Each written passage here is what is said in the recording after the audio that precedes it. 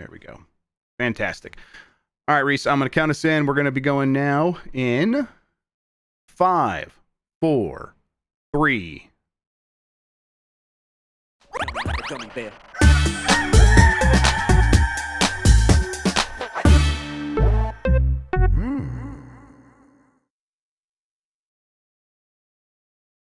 It's the internet. You're busy. Let's do this for February 5th, 2025. For the next hour or so, let me help you sort through the world of gaming on Game Mess Mornings Live with me, Jeff Grubb. Today, that state of play is happening later this afternoon. Should you get your hopes up? But first, please join me in welcoming today's co-host, the Game Mess Mornings. It's Rhys Elliot. Rhys, how are you doing? Tell everybody a little bit about yourself, all that good stuff. Yeah, so first of all, doing good. I'm a games analyst. I work for a company called Media. We survey gamers, forecast game revenues, and just basically use a load of data to figure out where the hell the games market is going and what players want. I also do some consulting to help games and entertainment companies also figure out what's going on with their strategy. And I've been an analyst for like 5 years now, in the industry for 8 years, and yeah, love it. I'm obsessed with games, really happy to be here. And also just want to say, Jeff, the way that you bridge the business games world and the consumer world is amazing, and it's just fantastic. Yeah, really appreciate what you do. Yeah, no, just kind of, it happened that way, right? I think it's the show I wanted to make. There's gamers on one side, there's the people that make games on the other, and it feels like a lot of times never the two shall meet. Because they just have a different view on everything. I think each side's not too interested in what the other side's thinking a lot of times because they have to just kind of take care of their own business. Hey, can I afford this game? Hey, can we afford to make this game? It sounds like the same problem. It's very different. So kind of explaining one side to the other, and that goes both ways, has been something that I've really enjoyed doing. So thank you for noticing that. I really appreciate it. I got to wonder, been having conversations with people about the global video game market for 8 years. What are they like these days when you talk to people? We're going to talk about some of this in the news for sure, but just to kick us off here, what's it like these days? Yeah, I mean, people are kind of worried because, survive till 25 was the kind of mantra that was thrown around. Yes. And now we're in 25 and like not a whole lot has changed, actually. So yeah, we will get into it later, but there's a little bit of turmoil, but it's not all doom and gloom. There are silver linings, but I think the market is kind of mature and it's not going to keep growing like it did in the COVID days, Yep, absolutely. All right, Rhys, let's explain what we do here. Most weekdays, I, Jeff Grubb, will help piece your gaming life back together. That includes breaking news and maybe even some of our own original reporting. For all these topics, I'll get the input of a bona fide expert who will make me look smart. If you are watching live on Twitch, welcome. You can always listen to the show later on podcast feeds by searching for Game Mess Mornings or find the RSS on giantbomb.com. You can also catch the show later with chapters and timestamps on YouTube. Hello, YouTube. All right, we have a lot to get into, so let's start the morning mess with, a story about what you've been working on. Games market to grow by 4.6% in line with inflation, boosted by GTA 6. Double-digit growth is gone, though. This is from Amy Eastland at WCCF Tech. We talked a little bit about this when your report came out, but we're going to have a little bit deeper of a conversation about it right now. Is there music playing? Oh my God. Okay. All right. What? Here's what I think happened. I think my N64 is plugged in for Blight Club later today. And I see the Aver Media bus is just blasting music onto there. So we got it, everybody. Honestly, we just leave that playing the whole episode, huh? That'd be pretty good time. I forget what is it. I think it's just Mario 64. I think is what I have on there right now. I can't see it. Either way, all right, Rhys. This is your report from Media Research, right? That's how I say it. Give us the gist here. Give us kind of like what your findings were, how you're explaining it to game companies, and then how you would explain it to people who buy and play games. Yeah, so basically the games market is growing. It's going to hit $203.2 billion globally this year, and that's up 4.6% year on year. But, and this is a big but, and I cannot lie, sorry, but global, thank you, but global inflation is going to be around 4.4%. So that growth is like essentially flat. And like we mentioned earlier, Jeff, like survive till 25 has been a big thing. Everybody's thinking that the Switch 2, GTA 6 are going to re-spark a lot of the growth and end our woes. And they will add some like revenues to the market. Like the Switch 2 will help hardware grow 8.4%. but this is against a sharp decline last year of like 20%. And software will also grow, but like on the console side, Nintendo and Take-Two are going to be those big winners, right? Switch 2 will be an oasis for like third parties, but GTA 6 is just so massive that it'll actually have a negative impact on other games. And I'm going to say something that you probably won't hear from a lot of other analysts, but like esports, blockchain, the metaverse, Gen AI, none of them can or will meaningfully grow games market revenues. It's all a wild goose chase. Like the folks who kind of put that out there aren't taking accountability, and it's the people who create value in the industry that are suffering, right? Mm-hmm. Yeah, I think there was that 10-year period leading into the pandemic, and then of course the pandemic exacerbated all of these very, like for the industry, very positive growth markers of all these new ideas that helped make a lot of money, and they were battle passes, microtransactions, free to play, mobile. All those things grew through that decade very, very fast, and I think that a lot of the people that make these business decisions in the industry see things like generative AI and NFT and blockchains as part of that, a link in that same chain. And it's like, well, no, these are sort of mutated ideas that don't come from that same place of, oh, this is something you could do with video games you can't do anywhere else. These are outside ideas trying to be applied to video games, and it doesn't have that same natural fit, right? Exactly. And I think, there's a lot of desperation involved, right? Like, after the pandemic, everybody was at home, interest rates were low, engagement with games like spending skyrocketed. And a lot of executives then, right, they saw this as like an opportunity. They kind of used COVID as a red herring, honestly. They were also led to believe by certain people that like massive growth would continue. So they went on these hiring sprees. They greenlit a lot of risky projects, like, moving all their single player studios to live service games. And like the growth at all costs mindset was so dangerous here. And a lot of this stuff isn't panning out. And this is a word that you use a lot. And it's so true. It's a massive opportunity cost. It's right. It was so wasted, right? Mm-hmm. Yeah. And it's, and that doesn't mean like when they realize that, or when they decide, hey, we missed our opportunity cost, or we spent it, we misspent it or whatever.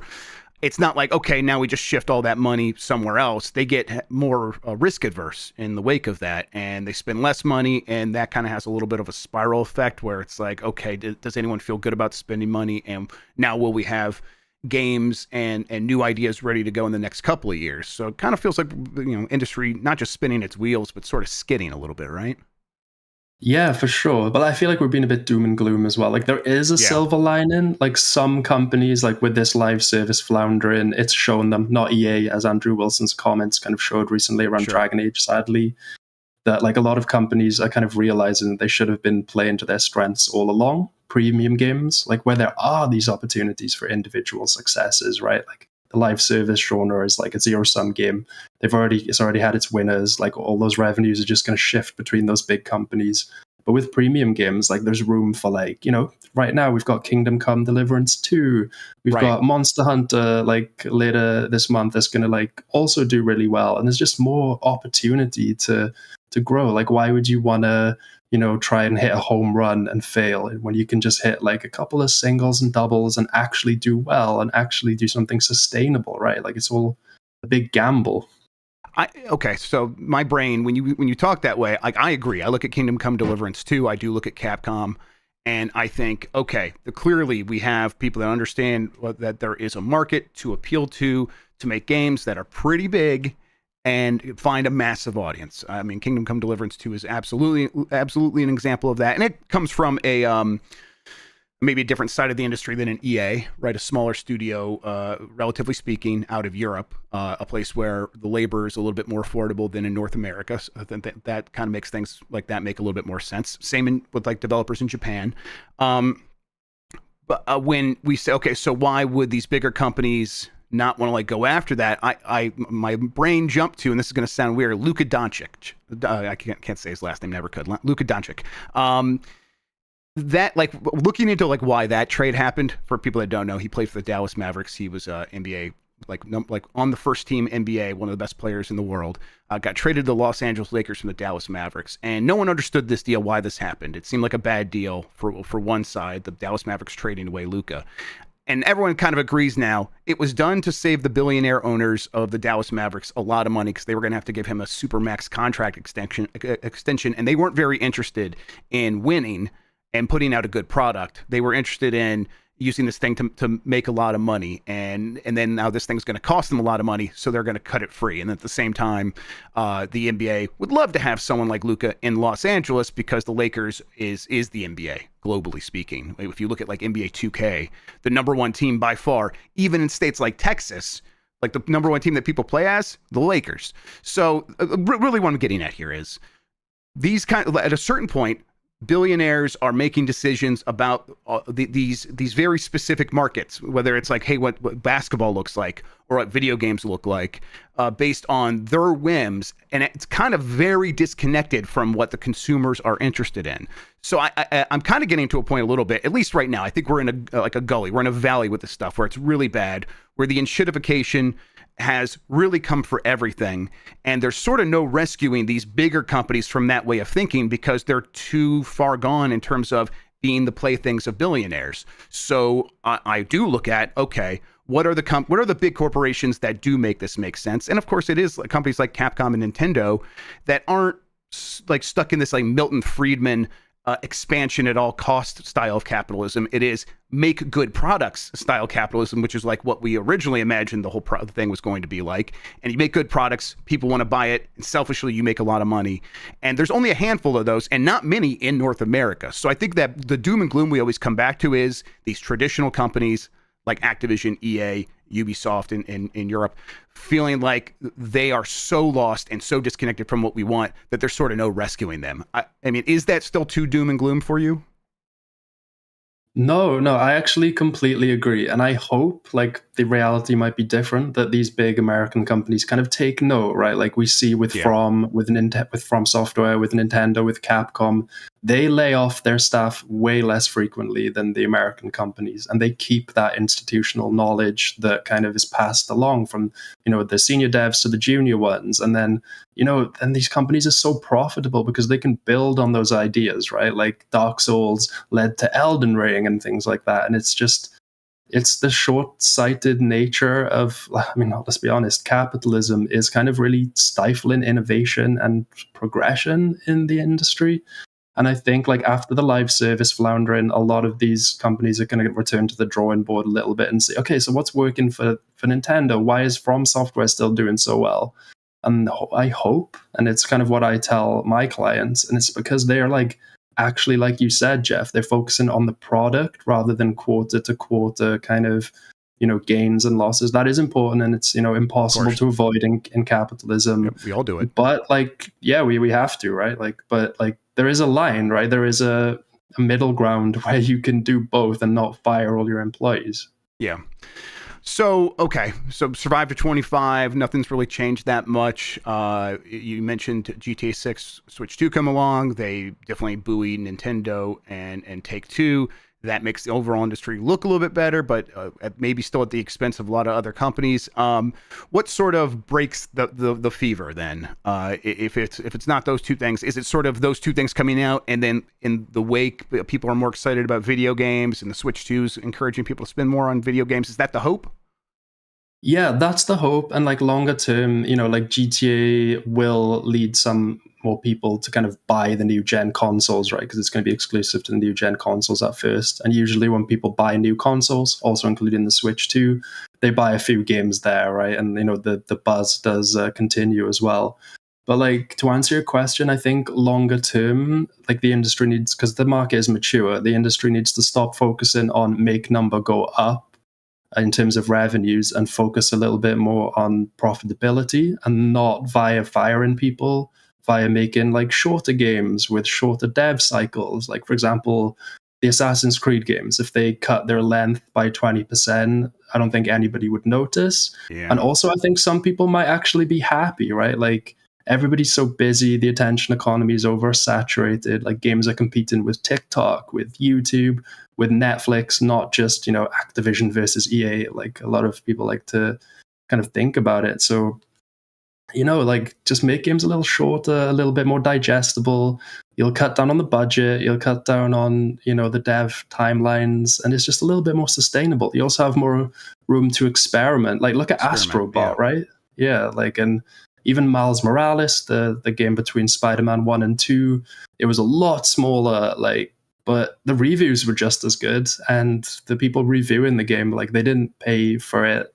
And what I'm getting at there is that Miles Morales was cheaper. So it didn't affect the review score at all, right? That it was a lower price. And it just shows that these smaller stopgap games can really work. And yeah, I just want to see more of it. And I think we will. It needs to happen more than anything, right? Yeah, I think you nailed it. The experimental side of it, there's a multi-pronged benefit factor when you start making games shorter, and you can get these things out in a faster pace, in that you can try a lot more ideas. And for all the ways the video games always constantly change, the one constant is things change. So there will be a new idea that eventually does break through and causes a new wave, a new sensation, a new, a massive growth spike in video games. And you don't get there by sitting back and being super risk adverse. And you probably don't get there even by taking giant, massive, risky bets that are going to take you 10 years to complete, to actually get to market. You probably get there by letting some creative people spin their wheels very fast and fail fast and all that traditional stuff. I think the industry does slowly come to that realization. Feels like they are, at least in many markets. Whether or not the EAs of the world are going to be able to see that, who knows? And they have their own ways of growing by putting Ultimate Team in one or two more games or something like that, and they'll keep trying that for now. But eventually, even they will have to try something new, I think. All right, let's keep moving here. Elden Ring Nightreign launches on the 30th of May. This is from Alex Hopley at Game Reactor. The standalone Elden Ring spinoff, Nightreign, has a release date. First revealed at the Game Awards, Elden Ring Nightreign will be ready for release on the 30th of May. Not too long at all from now. That's pretty exciting. The game features 3-player co-op or solo play, no 2-player, weirdly, as you try to take down one of 8 Lords of Night, featuring a more fast-paced style of gameplay that focuses on combat. You won't need to build a character, as you'll choose from 8 classes. One of the playable classes, Wilder, features on the game's collector's edition and a 25-centimeter statue. They got a whole bunch of stuff. There's a pre-order video that went out, basically showing off all this stuff. The base game is £35 here, according to Game Reactor. I wonder, it's probably around the same in terms of dollars, 35 to 40. Hey, I'm pretty excited about this. This is, I think, an example of a company figuring out a way to do this right. They've taken a massive game. It was their longest time spent on a game, I think, ever, from Soft making Elden Ring. Then they immediately took those assets and really built a ton of new stuff to make Shadow of the Erdtree, which was a giant game inside of another game as an expansion. And now they have an expand alone here, reusing a lot of assets. And I don't think anyone's going to be complaining for the most part. I think people are like, yeah, give us more stuff, remix your own material. It has worked for a lot of other franchises. Yakuza is something that has done that over and over again and has really benefited from it. This is kind of a blueprint, right? In some ways, it's probably not going to do as well as Elden Ring, but it doesn't need to, right? Yeah, exactly. And it's like a fun experiment, like we were talking about earlier, one that does kind of pick and choose a lot of things that has worked for From in the past, like, the fast combat in the Sekiro and also Bloodborne games, the co-op PvE that it does so well, the boss progression, and it seems like a smaller, more digestible experience. And if it can successfully combine that aggressive combat that we saw in Sekiro with a co-op depth of something like Destiny or whatever, then it does have the potential to be something awesome. And one thing that really stood out to me, Jeff, was that you don't create your own character. Like Elden Ring and Dark Souls have those deep character building, and it's a role play, big part of it. Exactly. But Nightreign seems to be focusing on these predetermined classes, and that could make combat almost feel a bit more balanced and specific, kind of like how Sekiro had that single well-tuned play style. So if they execute on it well, which they haven't failed to do in the past, I think this could be pretty cool. But yeah, we'll have to wait and see. I can't wait to jump in myself. Yeah, I think making like be like, hey, we do have that game if you want to go build your character and explore a world and all that stuff. It's called Elden Ring and Shadow of the Earth Tree, and they're massive, and you probably haven't fully explored that. And even if you have, there's new ways to do that with new builds of characters, and it can feel completely fresh. Let's try some different stuff here. Yeah, I think this game's going to be pretty massive. I think, kind of enabling people to quickly get in and experience FromSoft boss fights and combat and different kinds of characters and likely different weapons, almost maybe Monster Hunter in how you approach selecting your characters. I think that's really going to work for a lot of people, and having the sort of roguelite elements in there as well. I mean, boy, that sounds very enticing to me. So that the Nightreign playtest codes have started going out. I'm going to try to get in this myself. Looking forward to it. But May 30th, we did not know about this game before December. And then they announced it out of nowhere, and it's going to be out within 6 months. Very, very exciting, and kind of just impressive to see FromSoft be able to, like, oh, we got this nailed down now. And very similar to just the way a lot of these Japanese publishers have been able to figure out how to get the most out of every game they're making. So I think it's very impressive overall. All right, let's shift over here to Crysis 4, which is on hold, and its director has left as Crytek says it is laying off 15% of its staff. This is from Chris Scullion at VGC. Crytek has announced that Crysis 4 is on hold as it plans to lay off 15% of its staff, which is around 60 people, to stay, quote, financially sustainable. In a statement posted on its official Twitter account, the company said the layoffs were necessary because of the current state of the industry. Like so many of our peers, we aren't immune to the complex, unfavorable market dynamics that have hit our industry these past several years, it wrote. It pains us greatly to share today that we must lay off an estimated 15% of our around 40 employees. The layoffs affect development teams and shared services. This has not been an easy decision to make, as we deeply appreciate the hard work of our talented teams. Crytek's announcement also revealed that it decided during Q3 last year to put development of Crysis 4 on hold, and that it has been trying to shift developers over to Hunt Showdown 1896. Crytek's definitely one of these studios that has been I don't know, it seems a little bit lost for quite some time, has been trying to find its way back on to making a lot of money and making a lot of successful games and projects. I think CryEngine sort of being mostly deprecated by the industry over the years has not helped. And then they have had some success with games like Hunt Showdown. And I think that they're they also haven't fully figured out how to capitalize or expand that and introduce it to a new audience. And that seems to be their focus with this move right here. But for as much as we talk about, hey, it's, labor a little bit more affordable in Europe, and you can do a lot more over there, and that's worked for companies making stuff like Kingdom Come Deliverance 2. It's not like they're immune, as they're saying here, right? Yeah, exactly. And I'm not sure exactly how it went down with Crytek, but it's a story you see time and time again, not just in the States, but here in Europe as well. Again, they might have overextended themselves after the pandemic. Sure, everyone did. And I'm not just... Yeah, exactly. I don't want to single them out. Everybody did. And he even said right in that press release, oh yeah, everybody else in the industry is doing it. So you do get those chain reaction layoffs. It happened intensely last year. I think Take-Two may have done it first. And then it was just constant chain reaction. Every week you'd hear layoffs galore. But it is just PR spun excuses, difficult macroeconomic times and things like that. But it is the executives that made those decisions, and they're not the ones getting laid off, right? No. Layoffs are a failure of leadership. And that, I respect, again, coming back to Nintendo, what Iwata did after the Wii U bombed, right? He took a pay cut. And if these companies really did believe in the vision, and these executives really did believe in the vision, maybe they would do the same. Just saying. Yep.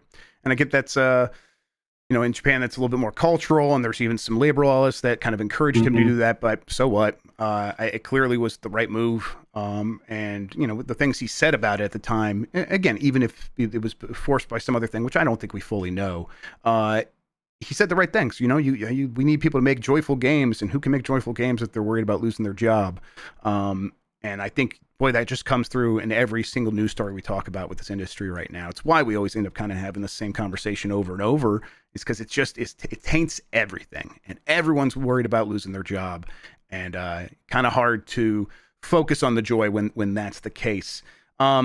Crytek, has been a pretty big company for a long time. They had that deal with Amazon to provide them the CryEngine for Lumber Mill, I think is what they called it. I don't know if that's still a going concern. I guess I probably doubt that. But it's not like, no one uses the engine. But I think the idea was this is going to be something that competes with Unity, Unreal, and that never happened. The industry kind of does this, though, right? Where it settles on a technology over time. And there's probably not a lot of space for like the third wheel. And in this case, that was CryEngine. Yeah, exactly. And like, especially over the past few years, we've just seen everybody recalibrating towards Unity, towards UE, because like proprietary engines, they're so expensive. They're so hard to kind of keep up on.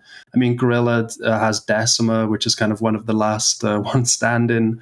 But even that, right? Like, and we see like Halo, even like 343 shifting towards UE. So yeah, like it's the same across all tech, right? Usually it just like settles on one or two, and CryEngine is like quite hard to use as well. And there's the same when Amazon adapted it for their Lumber Yard. Lumber Yard, yeah, that sounds right. Yeah, maybe I forget as well, Jeff. So we'll have to fact check us on that, chat. But yeah, even that was really, really difficult to use, and like it was just constant. Like, and as well, like EA with Frostbite, right? It's just so hard to use. You can't like take a FIFA engine and make like a Battlefield engine and just like apply it to everywhere. Like, there needs to be some kind of uniformity in that, because otherwise, like when you are hiring other devs from other companies, they have to relearn the engine, and it's again wasted resources, especially in the States where these devs like earn six-figure salaries. It does really contribute to the budget bloat that we see, doesn't it? Yes, absolutely. And I think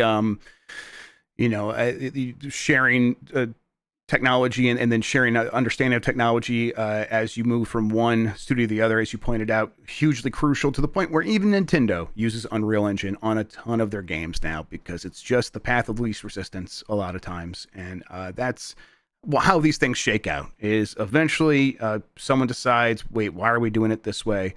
We can do it this way and save money. And that kind of always wins out over time. As you pointed out, that doesn't mean there aren't still bespoke engines out there. There definitely are, and there's reasons to do that, but fewer and fewer reasons as time goes on. All right, we got plenty more to talk about, but we're going to take a quick break. When we get back, let's talk about that state of play that's happening later today and kind of set expectation levels as best as we can. We'll do that right after this. Nice. All right. Right back into it. Here we are. That state of play is later today. I believe it's 5 p.m. Eastern. That would be 2 p.m. Pacific. Chat, remind me if that's wrong. We'll correct that here in a second. But I'm pretty sure that's right. Anyway, what are you expecting? The state of plays have traditionally mostly been, hey, they felt obligatory. They felt like Sony needs to get some partner games in there, and then occasionally they have one of their own big things to talk about. Where do you set your expectation levels for state of plays generally? Usually pretty low, because when Sony PlayStation has a lot to talk about, they usually do one of those PlayStation Experience events, right? Yeah, the showcase, that's the one. Yeah, like they're the big hitters. And yeah, it's really hit or miss with the state of plays. So I'm keeping my expectations tempered. I think we'll probably see, Death Stranding 2, hopefully another look at Ghost of Yotei, probably Metal Gear Solid Delta, Snake Eater, but I'm expecting to see a lot of like partner games as well, because usually when they've got big things to show, the press releases are usually a little bit more like high octane, high energy, and this one seemed pretty flat. Yep. And another thing as well is like Sony's financials are tomorrow.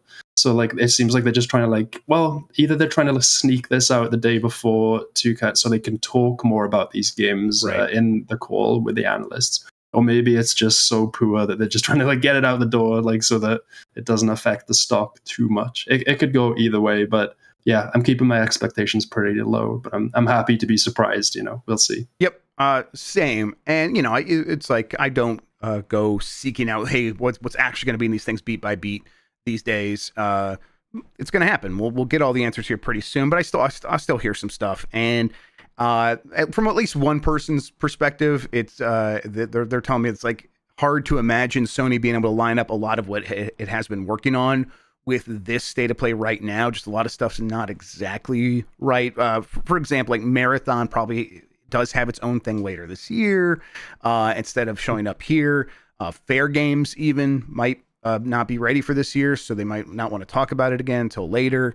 And then God of War, there's God of War stuff happening for sure, and that could get teased here. It really could, but there's also that 20th anniversary for that game coming up here pretty soon, so maybe they're going to wait until they're closer to that. But some of this stuff is just speculation. Some of it is okay. When we kind of look at things, it's hard to imagine that they're going to have a lot to talk about from first-party Sony.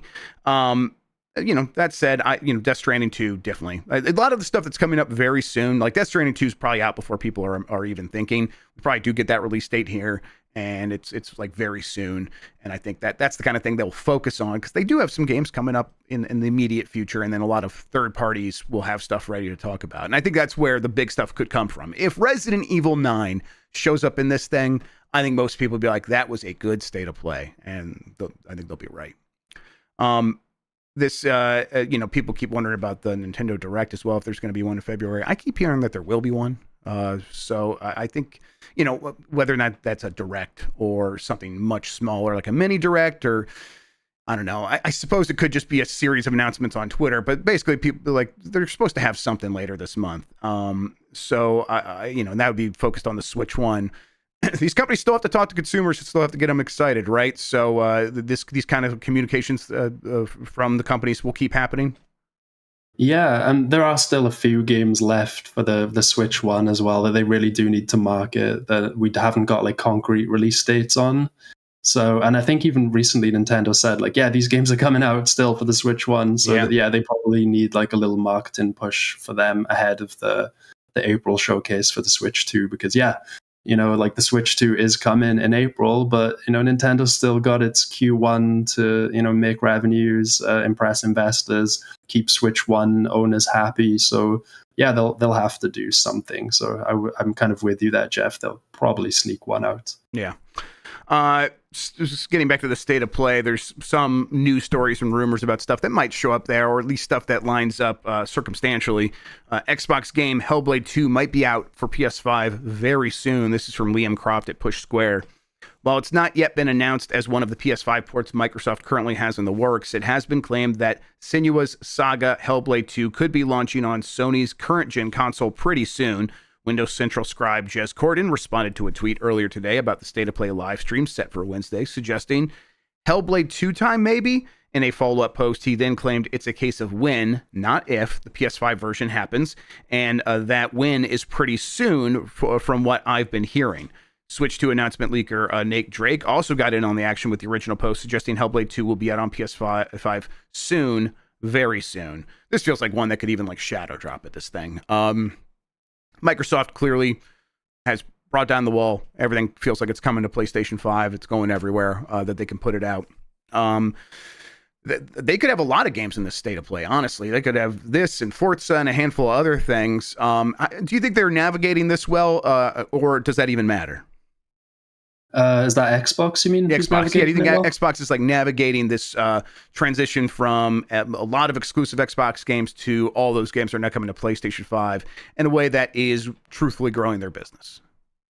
Yeah, I mean, it will grow their business, right? You put in things like Master Chief Collection and Gears on PlayStation for the first time will be an explosion, right? Similar to how when PlayStation started putting its games on PC, right? That was a novelty at first, right? Horizon Zero Dawn, even Days Gone sold gangbusters on PC. Yeah, exactly. So the novelty of seeing those Xbox games on PlayStation, Forza is going to be a huge one. Halo, Gears, it's meaningfully going to grow Microsoft's revenues. And we know that Game Pass has kind of maximized its growth on console. PC, there's still some room, but even, it's been shown PC gamers love Steam. They're not going to move off Steam. They're happy to buy a game on Steam rather than get it for free, in quotes, on Game Pass. So, Phil is under a lot of pressure from Satya, the head honcho of Microsoft, to kind of deliver and make revenues, because those revenues aren't coming from the big subscription strategy. and they need to come from somewhere, which is where this whole strategy is coming from, right? Like Phil Spencer needs to show revenue growth, and that is what they will see with these moves, right? I think Switch 2 will probably see Master Chief Collection and stuff as well. It's going to happen, and that's part of their move to PC as well, right? And their Series S, they have to make like multiple SKUs of these Xbox games.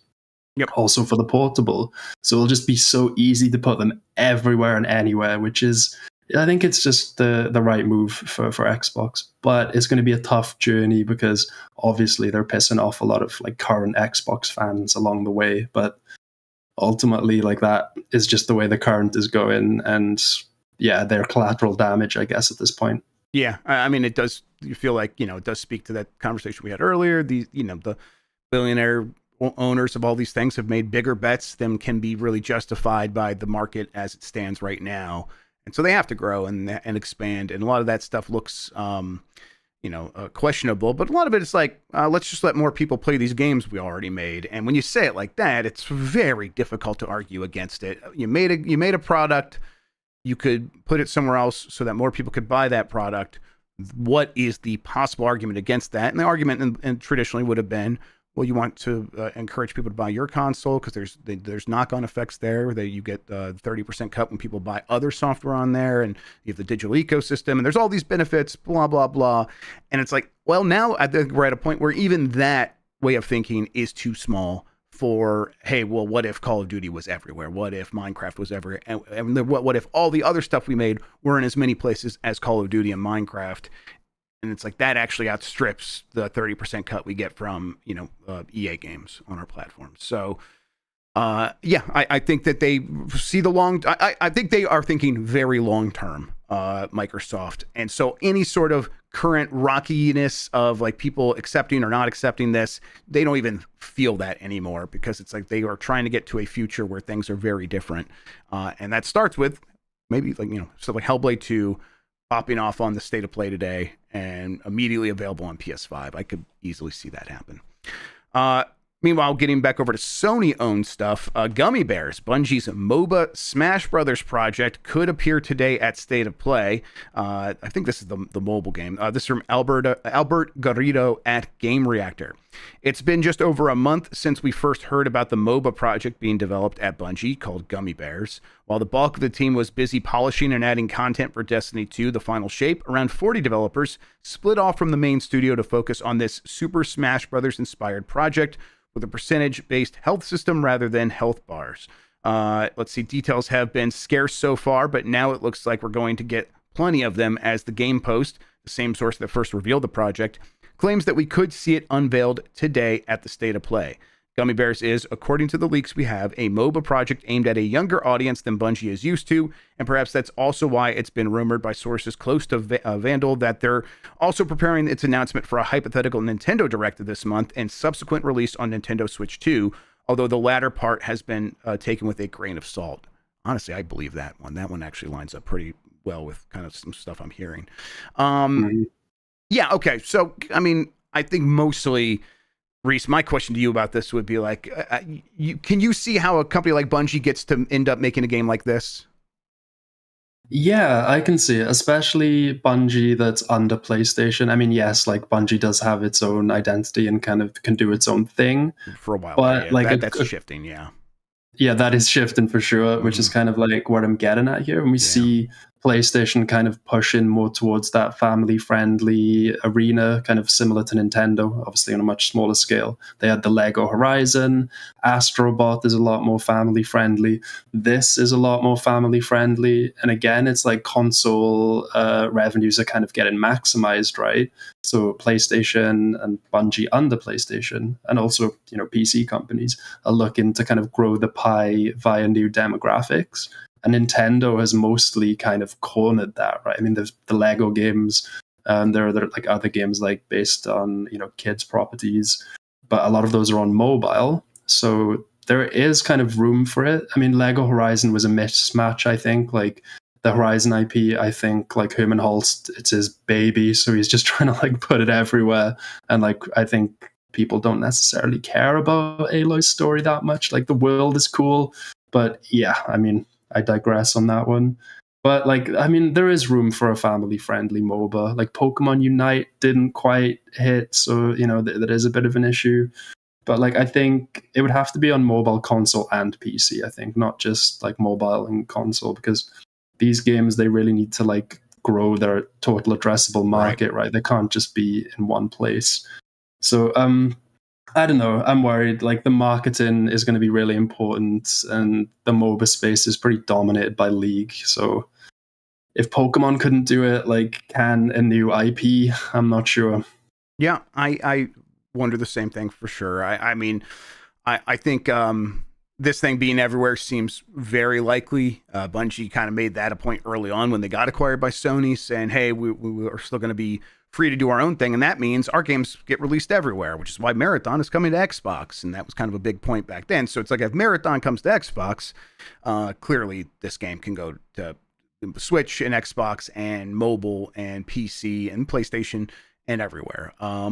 And that's, you need to be everywhere, especially for a game for a younger audience where they just do not have that same concept of walled gardens and they don't care. They don't notice that stuff. Roblox is everywhere as it should be, right? It just should be everywhere. I can get Netflix on anything. Why wouldn't I be able to get Roblox? And so why wouldn't I be able to get your game everywhere? And so, yeah, I think they will take that approach. I think the question is, or sort of the challenge is, as you put it, like, can a new IP, something that is kind of doesn't have a lot of attachments to stuff that people already care about, get the attention it needs to survive and thrive? It's possible. We'll have to just kind of wait and see. And a lot of it will depend on, is it very good? And then if it's very good, maybe it kind of just makes its own way at a certain point. Either way, interested to see it. But I do think this is the kind of thing, yeah, that sounds like that'd be in the state of play. And if it's games like that, I think people will kind of come away, the traditional audience for State of Play, come away relatively disappointed because they won't have any interest in this. Because they, if they wanted to play a MOBA, they'd be playing a MOBA. Yeah, true. Sorry, quick tangent. Like, you just got me thinking. Like, every single game that we see from PlayStation, Xbox, PC developers, even, they all say they're coming to Switch 2 or imply they're coming to Switch 2. So Switch 2 is going to be the first console ever that plays PlayStation games, Xbox games, traditionally PC games, if that mouse functionality is to be believed, which I think it is. And also, and that's the kicker, Nintendo games, right? Like, it's going to be the device that plays all of them. And like, this wasn't a strategy Nintendo sought out. Everybody's just coming to it, like, because of the success of the Switch. So the Switch 2 might be like the all-in-one console and PC, like Steam Deck, like style device that just does it all. And like, this isn't a narrative I've really seen talked about much, but like, this could be big for Nintendo. It's the everything console, right? Yeah. Like, if the stars align, like this. Sorry, it just got me thinking. It's crazy. It's good. And it's like, yeah, like the next real big Horizon game, they're not going to release that on Switch 2, but some PlayStation games will indeed find their way, and some already have, to Switch. More will. And it will be stuff like the stuff from Bungie, for sure. But yeah, the fact that at a certain point, the Switch 2 feels like the indispensable one, and everything else is, okay, well, what else do you get in addition to the Switch 2? And I know everyone listen's not going to feel that way, but it's a lot of people will, and I think a lot of people, like a lot of families, be like, well, of course we get the Switch 2. And then what else do we get, or do we get anything else after that? I think that will continue to be the way that many of them think, and that's why Mario Party will continue to sell better than anything on the Xbox and almost anything on the PlayStation. Yeah. That's just the truth. All right, a handful more stories here. Control 2 enters full production as Alan Wake 2 has finally recouped development costs. This is from Eddie McHugh at GameSpot. Finnish game developer Remedy has released its latest earnings report, and included in the filing are some key updates for the developer's upcoming games. Perhaps the two biggest takeaways are the confirmation that Control 2 has now entered full production, while Alan Wake 2 has fully recouped its development cost after selling 2 million copies. In its filing, Remedy said Control 2 entered full production in February 2025. The project has verified the velocity of asset creation, established production pipelines, and is ready for scaling up for production, the developer said. Entering the full production phase is a significant milestone for any project. In fact, you can't release a game until you do that. Another high-profile game, CD Projekt Red's The Witcher 4, entered the full production phase of development at the end of last year. As announced previously, Annapurna is funding 50% of Control 2's budget and co-funding the game as part of a deal that will see Annapurna help bring Remedy's Control and Alan Wake franchises to film and TV. The Chinese gaming giant Tencent is also an investor in Remedy and its upcoming projects. Remedy continues to be one of these studios that somehow makes it work, has a ton of projects going at any one time.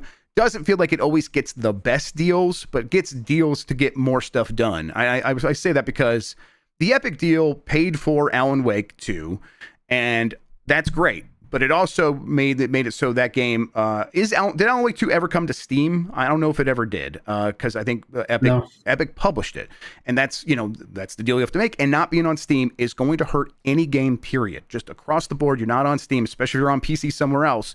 You will just be hurt by that. That's why it took it so long for this game, or one of the reasons it took this game so long to recoup its development costs.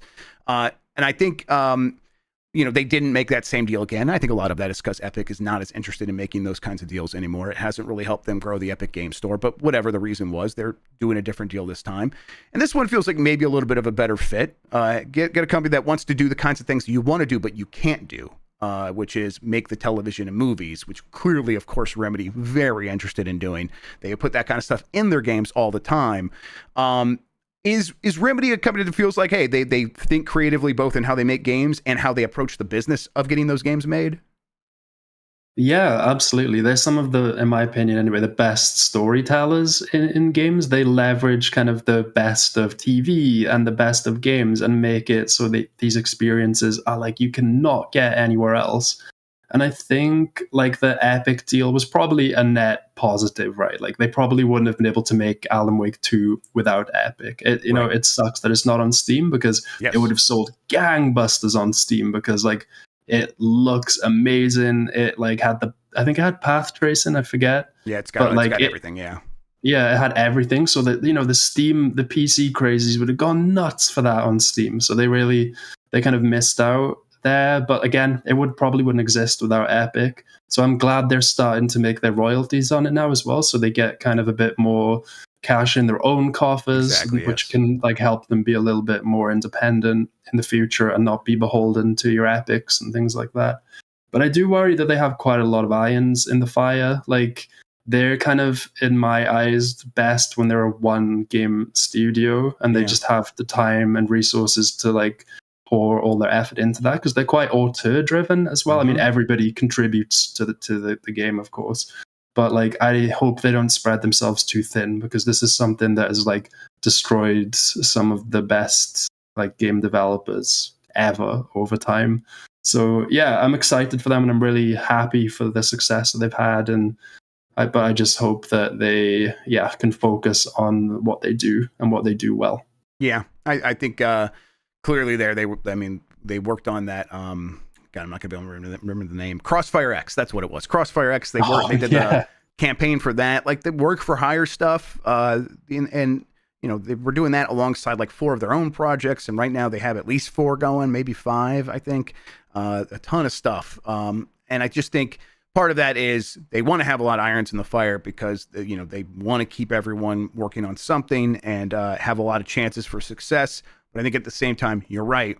If they could just focus on one game at a time, that probably would be ideal for getting the best game out. And of course, when you say it, of course, that would be the case. But maybe they just don't have the choice to do that. So hopefully they're able to divvy up, the division of labor as best they can. And hopefully all that income can justify making bigger and better games, which just seems like they're figuring out. I think Control 2 is going to be probably their best received game yet. That's my prediction right now. I think it's going to be a big breakout for them, and I bet it also comes out to Steam.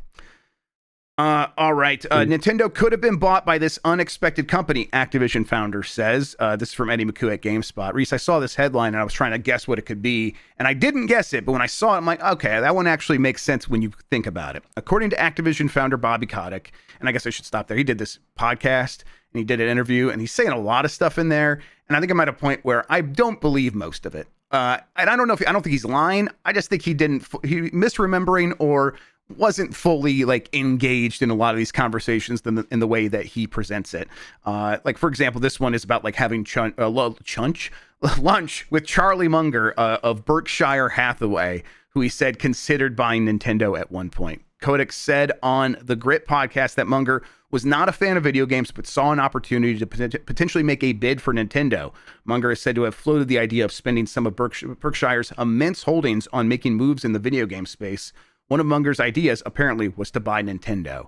Now, I'm sure that sounds crazy to a lot of people. Berkshire Hathaway is a long-term investment firm that has made most of its money by investing in big name brands. Like, they have been like one of the longest shareholders in Coca-Cola, for example. So them seeing the Coca-Cola video games, Nintendo, and being like, we should get in on that business, I think they definitely actually probably did consider this. This, of course, didn't come to pass. In fact, Charlie Munger ended up making a big investment in Activision, leading up to the Microsoft acquisition. And that's where they kind of made their big splash in gaming at this point. But can you imagine a world where Berkshire Hathaway owned Nintendo? Sounds hellish. Yes. No, thank you. No. Yeah. I mean, maybe this was during the Wii U days, right? When things weren't looking good for Nintendo and they needed a get out of jail free card. But luckily that ended up being the Switch. I'm just speculating here. But I mean, I've met Bobby. He's like full of shit, honestly. So just like, I would take anything that man says with a pinch of salt. He's obviously a bit pouty after what happened after being bought by Microsoft, and he's just yapping on this VC podcast, and VCs suck. They're bad for this industry. So, they probably had a couple of whiskeys and they're probably just, being like billionaires are. And yeah. Yep. I would take it all with a pinch of salt. Yeah, and I think the whole point of this story that he told is I would have lunch with Charlie Munger, which, is the kind of thing that he thinks would impress the people he wants to impress. And, yes. Charlie Munger, I think, was actually a no bullshit guy. I bet he didn't have too many lunches with Bobby Kotick after that first one. I bet it wasn't. I bet they weren't repeat friends after that. That would be my guess. All right. That does it for the headlines. I got a poll question coming up. Let me get that set up for everybody. It is over here. I'm make sure I don't hit the, I lost it there. Actually, okay. While I get that set up, Rhys Elliot, why don't you tell people where they can find you on the internet, what you have going on, tell them where they can find the research, all that good stuff. Sure. You can find me on Blue Sky. That's usually where I do my consumery stuff. I'm Super Rhys on there. If you want more of the business style stuff, you can find me on LinkedIn. Just search up Rhys Elliot. You can find all our reports on the Media Research blog, which is mediaresearch.com/blog. And tomorrow we're going to be publishing a nice deep dive on PlayStation's revenue. So if you want to hear more about the B2B side of that, come and check it out. If this sounds boring, I don't blame you. Just keep watching Giant Bomb. Yeah, we'll get it all on here and make it as palatable as possible, of course. I love it, Rhys, though. You keep up the good work. I appreciate it. All right, Here we go. Thank you for that. Got the polls ready now. This one from late last week because I was sick on Monday, so let's do this one now. Take-Two said GTA 6 is coming this fall. Do you think it will hit that launch window? Boy, I am really 50-50 on this, but I'm going to continue to say no. I think it comes out early 2026. And 56% of people agree with me. 44% still think it will come out this fall, which I think completely fair. They have had a long time to work on this game, and I think that's the thinking of most people. Where do you land on this, Rhys? I think I'm just to give a rough estimate, 60% sure it's going to come out this year. They seem pretty confident. They seem very confident now. Yeah, Strauss-Zelnick was out there saying he's pretty confident that it's coming out this year. But we know game development is tough. Something could slip at the last moment. They could find something that means they need to push it. But luckily at Midyear, we also have a case of our forecast if GTA does slip till 2026. So it's something we've been thinking about as well. But I'm pretty sure it's going to come out this year, 60% sure. I'm kind of aligned with you in the community on that one. Yeah. And I think the reason that, of course, they're confident and they want to get it out this year. The reason it's easier to be this thing could slip is they could push it to the early part of next year. It would still be in this fiscal year, which that is really what's going to matter to them. So I think they if there's any one thing that could be okay, well, if we just did that, save a little bit more of our face when we launch this game, they have that opportunity to take that time and put it out in March, and it would still count for this fiscal year, and I think they'd be happy to do that. But we'll see. Yeah, we'll sure. see. Of course, this holiday would be the ideal time to launch it. All right, Yeah, wait, they there do was. have Oh, go ahead. Borderlands. Sorry, they do have Borderlands 4 this year as well. So Yeah. even if GTA like slips, that somehow those Borderlands games sell like tens of millions of Yeah, and copies. Civ 7's It going to wouldn't be be. doing really well for them all year. Absolutely, and they've got the NBA game obviously as well. Yep. That's always a revenue generator for them. So it wouldn't be the end of the world for the company. But That's right. yeah, like you said, they want to get it out before the end of March. All right. There was another poll question. This one's from yesterday. Are you okay? And let's see. I'm going to vote. Oh, you know what? I'm going to put yes. I'm doing better. I got over being sick. I'm taking care of myself a little bit better. I think that's helped. So, considering everything, yes. 36% of people agreed with me and say they're also doing okay. 64% said no. Rough times, Rhys. Rough times out there for people. It is. Yeah, especially over in the States there. Yeah. Sorry, guys. Yeah. It's just everywhere you look, it's hell. But oh well, I'm doing okay, all things considered. All right, we got that done. We talked about Rhys and where people can find you. That's fantastic. All right, I think that's going to do it. Let me talk about what's happening on Giant Bomb. Unfortunately, it is Wednesday, which means Blight Club is back, and it's unfortunate because it's my turn again. My turn once again to go into the Blight Club mines and play whatever game it is that Dan Reichert and Mike Minotti have sent me. I'm sure that even for Blight Club, it's terrible because they are not good at picking my games, is what we've discovered over time. So that's my expectation. It's an N64 game. I know that. We'll get it booted up. I'll get booted and suited because they've also sent me some gimmicks to get dressed up in, and we'll figure out what that game's going to be together. And this is the start of the Blighting round. So the idea is something shorter, which is, we'll see how short everything ends up actually being, because some of these games I know that we've picked for Dan and Mike as well, Rhys, they can be kind of confusing. And I think for as much as they're supposed to be shorter games, I think we're all going to get lost in all this bullshit, and it's going to take longer than we're expecting, which is fine. I'm looking forward to it. That is going to be at 2 p.m. Eastern today, everybody. That's 11 a.m. Pacific. Right after that, we will hop into the State of Play talkover. We'll do that today as well. And then, look forward to Voicemail Dump Truck tomorrow, and UPF on Friday. We'll have a BCR on Friday where we're going to talk about Avowed. By then the embargo will be up. We've been playing it. We'll talk about that then. And we're also going to have Nathan Grayson on that episode to talk about his new book about Twitch that's coming out very soon. I think his book's coming out next week. We'll have a conversation with him about that. So plenty to do. And I think I might also play some Avowed on the website.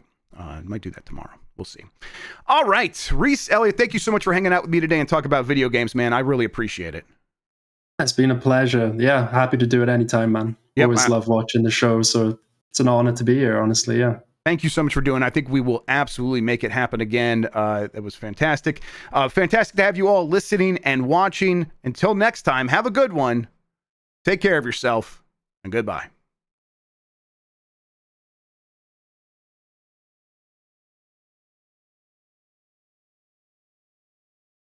All right, we are off of YouTube, still hot on